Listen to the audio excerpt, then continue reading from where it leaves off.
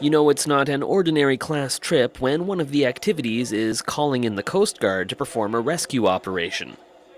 Saskatoon's Alana Krug-McLeod and Dano Peters were part of a group of students who got stuck in Iqaluit last month as sea ice blew in, making their boats inaccessible.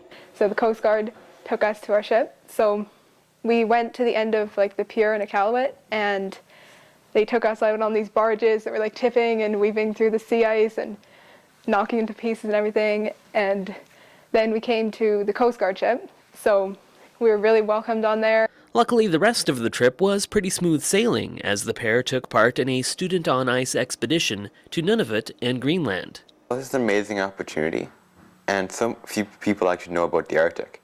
As a part of my country, that's known so little about. The experience included getting up close and personal with incredible wildlife, taking part in a flash mob, and sampling local cuisine. One night we had a traditional feast in Kikatarjuak, Nunavut.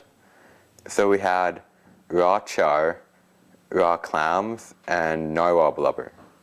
So it was pretty amazing. The 70 students from around the world who took part also engaged in scientific exploration, using both new technology and old, as they sent out messages in bottles to study ocean currents. They have this form, and you fill it out, and on the back you write a personal letter or a drawing or something, just so there's a personal connection if someone finds it. If they do, they phone in to the organization or email in and contact them, and then they can kind of figure out what currents took them there and stuff.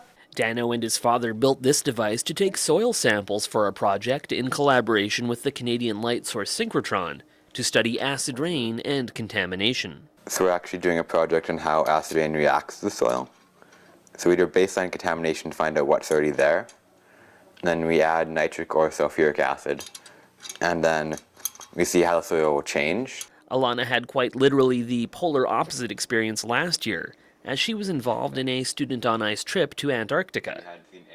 She and Dano will be making presentations in coming weeks to fellow students, as they believe it's important to share what they have learned on these trips with people who may never be able to take them. That's basically the objective of the program, just getting students involved and to see those areas so that they know what's out there and protect it, because once you see it and fall in love with it, it's really hard to just ignore the problems they're having. So. Reporting in Saskatoon, I'm Simon Hyatt.